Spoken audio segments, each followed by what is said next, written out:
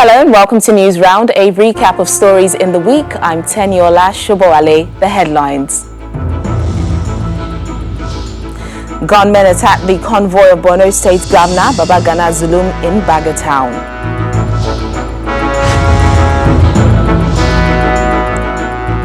Governor Zulum tackles Nigerian army over Baga convoy attack, vows to encourage residents to defend themselves. Muslims in Nigeria celebrate Eid al-Kabir in low-key owing to the COVID-19 pandemic.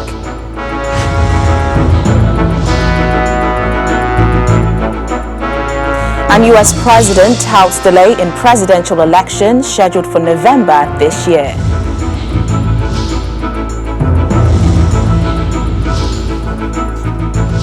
News Round begins with the shocking attack on the Borno State Governor Baga Zulum, whose convoy came under heavy shelling by gunmen in Baga town on Wednesday. The governor, who was on a tour of communities in northern Borno for the distribution of relief items to internally displaced persons, was however unhurt but was forced back to Mongono as a result. No one has claimed responsibility for the incident, although the army has promised an investigation into the attack. Mongono local government area in Borno State is home to about 500,000 people who have been displaced from Baga, a fishing town in the Lake Chad region. Their continued stay there has further stretched the inadequate facilities for residents of the town. That perhaps explains why Governor Baga Zulum is on tour of the area, starting from Kukawa, where thousands of locals are being managed in a camp until it's safe for them to return to their homes.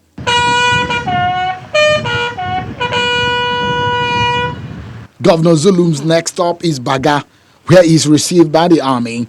But unlike in Kukawa, the governor's passage is not a smooth ride, as the army dispatches armored personnel carrier to comb the adjoining towns before his convoy is allowed in.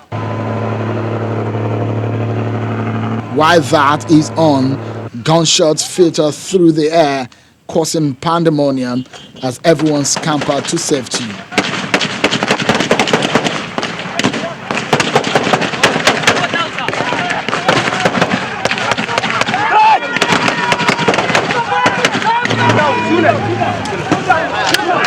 The governor's bodyguards did all within their powers to take him out of harm's way, just as security escorts repelled the attack.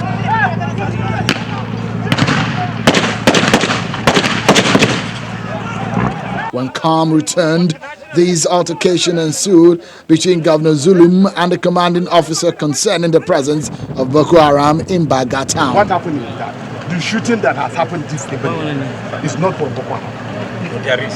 If that is the case, then we are defeated. No, we have cleared them. 1,181 soldiers and 75 officers. We cannot go into a town that has no more than 10 Boko Haram inside. Your Excellency, there is no Boko Haram inside Baga town. We remain grateful to all but you know, the commitment is not there. There's no Boko Haram inside the town. Huh? There is none. Just a pocket that infiltrated. There's Boko Haram. If there's no Boko Haram, then where can we go in? A pocket infiltrated, and we have cleared them. Before leaving the army base, there was time for some rapprochement between the Borno State governor and the army, and they expressed their appreciation in return. How can we occupy Baga? That's the most important thing. We are so much committed to provide what you want to do. And I appreciate all what you are doing. Some of you hardly saw their families for the last 6 months. It's not an easy task. As far as I'm concerned, we shall do everything possible to motivate you. Hip, hip, hip! Hooray! With circumstances surrounding the attack on the governor's convoy still unclear, the army says it is investigating the incident with the hope of bringing those responsible to justice. Meanwhile, the governor appears not to have gotten over the Baga attack and has been confronting the Nigerian army on the incident. Governor Babagana Zulum expressed his disappointment at the inability of the military to rid Baga and environs of insurgents, accusing the army of sabotaging government's counter-terrorism and rebuilding efforts. He vowed to encourage the people to resort to self-defense if the military can no longer protect them. We heard what has happened in Baga, and I think that's a very serious, it's a complete sabotage. The issue is not about the president. He has done well. The soldiers are on ground. The equipment are on ground. There was a very serious shootings by the Nigerian armed forces who are residing in Baga. They have also compares. And the situation is very embarrassing. So I think we shall give them some sufficient time, because Baga is very important. The shores of the Lake Chad provides employment opportunities to not fewer than 10 million people who are residing in the northeast, while some are even coming from the far northwest. So I see no reason why they should be left there if they cannot occupy Baga town, which is very important. We shall give them some sufficient time. If it is not possible, I think we shall organize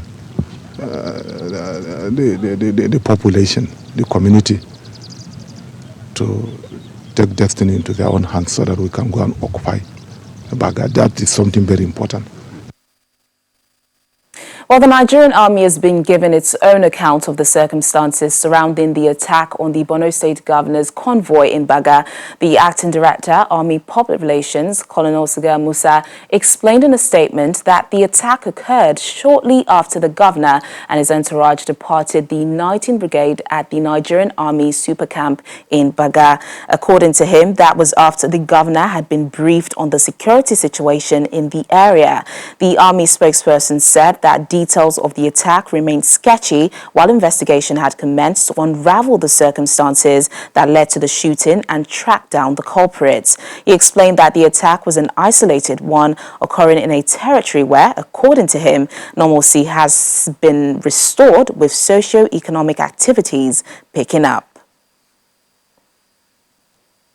Away from security to the Eid al-Kabir celebrations, as Muslim faithful across Nigeria mark the day with worship and prayers, but in a low key, with adherence to COVID-19 protocols were absent in some areas. In northern Nigeria, clerics at the Eid prayer ground in many of the states preach peaceful coexistence and self-sacrifice, while governors and other political leaders urge citizens to pray for God's intervention over the rising security challenge in the region and other parts of the country. Islamic faithful across Nigeria join others around the world to mark the 2020 Eid al-Kabir celebration. While prayers were observed with strict compliance to the COVID-19 protocol, some other faithfuls shunned the advice. In Nasarawa State, north-central Nigeria, the governor used the occasion to instruct citizens on the need for peaceful coexistence and adherence to the safety protocols. His colleague in Kogi State speaks on the need to obey constituted authority. This is also a very challenging period because of the pandemic coronavirus that has visited us. So this is the time for us to pray and to continue also to ensure that we practice all the various restrictions. I encourage them to key into all the economic program of the federal government, starting from empowerment to various economic programs that the federal government, the state government has initiated. That is the only way we can see ourselves out of poverty. From the north-central states to the far northeast and northwest, where the message of peaceful coexistence and self-sacrifice is echoed as strict compliance to health regulations is preached. Yes, we have been tested by COVID-19. The economy has slowed down. but we have to work hard and assiduously towards making sure we provide the dividend of democracy. I want to use this opportunity to thank the people of Jigawa State for observing the guidelines and the protocol for COVID-19, and thank Allah subhanahu wa ta'ala for protecting us and making this pandemic to reduce by day. On this very important day, Sallah Day, I wish all of them happy Sallah celebrations. I wish Government of Borno State long live Federal Republic of Nigeria, long live the people of Borno State, and may Allah in His infinite wisdom bring back lasting peace and stability. The governors of Katsina and Sokoto states and the Sultan of Sokoto, on their part, seek prayers to reduce the insecurity in the region, while the Deputy Speaker of the House of Representatives condemns all forms of sexual harassment. For us as a Muslim, it's a day of reflection, a day of sacrifice. Especially for those of us in Katsina and other trouble areas in the country, to pray more harder to Allah subhanahu wa ta'ala to help us to overcome this act of banditry, kidnapping, rape, armed robbery and other associated crimes. al-Kabir is one of the most important celebrations in the Islamic calendar. The occasion is usually a time to reflect on the tenets of sacrifice, love and charity, especially now that the entire world is grappling with the coronavirus pandemic. The situation was not so different in the southern part of the country, as the event was also celebrated without fanfare and with different levels of adherence to COVID-19 guidelines. This year's celebration is low-key in most states, but the essence of the festivity is not lost on Muslim faithful in the southern part of the country. In Awka, the Anambra state capital, the faithful gather at these mosques in large numbers without observing social distancing. The mosque now filled to capacity, the faithfuls observe their prayers wearing face masks in line with one of the COVID-19 guidelines. In Osun State, worshippers also turned out for prayers. Amongst them is the state governor, Boyega Oyetola. The governor also has a word for the faithful as well as political office holders. I want us to learn the lessons of today's celebration. We must live in peace. I must remember those people are not as privileged as we are today. The celebration in Ogun State is observed in absolute compliance with the directive of the state governor, Dapo Abiodun.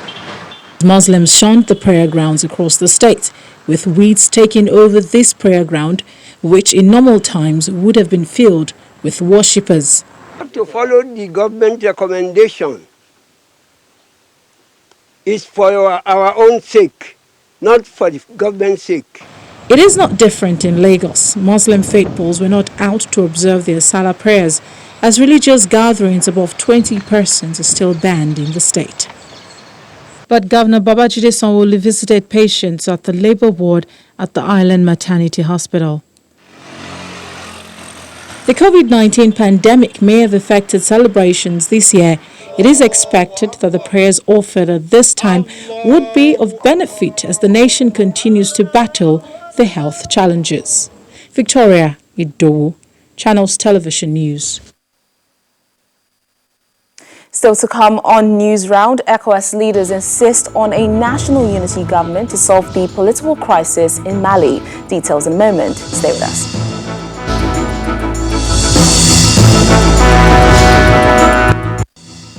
Thanks for staying with us. Our website, channelstv.com, has more information for you on our top stories and others. Subscribe and watch Channels Television's live stream on YouTube and other social media platforms using your mobile device browser, or download the Channels TV app for Android and iOS devices from the respective stores. You can also watch us via your smart TV platforms on Apple TV, Android TV, Fire TV and Roku. Also remember that when you get the Channels TV or Channels 24 apps, you can catch up with news updates on the go, plus the Eyewitness feature, which was designed for you to share pictures, videos or news of happenings around you. Just install the apps, then tap and swipe to reveal the menu and then follow the instructions.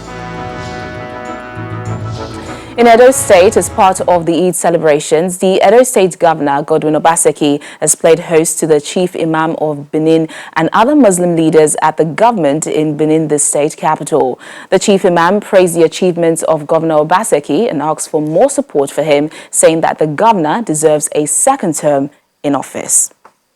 Edo State recording the most initiative for the month with 8 tribes spreading across infrastructure, economy, agriculture, environment, sports, education, physical structure, health sector, human trafficking, and illegal migration and capacity building. It's not because you are here. We are very proud of you. You have done well. I'm not missing words. You have done well. You have not disappointed us in any way. You deserve a second term. Power comes from the Almighty. It is only Allah that gives power. I am governor of Edo State today because that is the wish of God. No man made me governor. It's God that made me governor. So if I'm going to continue to be governor, it is that same God that will make it possible. So I'm not afraid of any man. I am not afraid at all. I know all the gang-ups. I know all the terrible things they are trying to do. I know they are trying to provoke me and my people. But by the grace of the Almighty, we will not fall into their trap. To the political crisis in Mali and the efforts by West African leaders to resolve the stalemate, the president is calling on all the country's citizens to embrace the proposals for a government of national unity there. President Muhammadu Buhari made this call while delivering his speech at the virtual ECOWAS Leaders Extraordinary Summit on the matter. The ECOWAS sub-region is very fragile, prone to violence and insecurity. Its 15 member states could not be more different. 8 French-speaking, 5 English-speaking, and 2 Portuguese-speaking. All meshed together in a marriage of convenience that seeks just one thing, the prosperity of the region. As though that prosperity has not been threatened enough by insecurity, another crisis is underway in Mali, a country already bloodied in jihadist insurgency. The June 5 movement, as they are called, have been protesting not just the results of the 31 contentious seats after the parliamentary elections in March of 2020, which handed power to the President Ibrahim Keita's party, but also President Keita's perceived failure to tackle the rundown economy, corruption, and the 8-year jihadist revolt. Several mediations have been attempted, but the protesters insist on President Keita's departure from office, a move ECOWAS is totally against. They're asking the opposition to instead embrace a government of unity. And at this virtual summit of heads of state in the region, that stance is reiterated.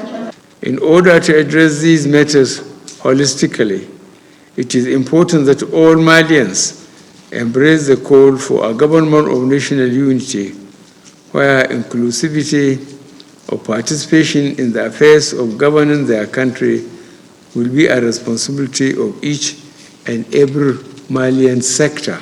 The summit was convened following a peace mission led by His Excellency Issoufou Mahamadou, the President of Niger, to Mali on Thursday, July the 23rd. The decisions taken by the heads of state and government include recomposition of the Constitutional Court, establishment of a national unity government with the participation of the opposition, and an immediate inquiry into the perpetrators of violence on June the 10th, 11th, and 12th of 2020. Adding to these decisions are 2 resolutions which might be agreeable to the opposition. These 31 seats that are in contention,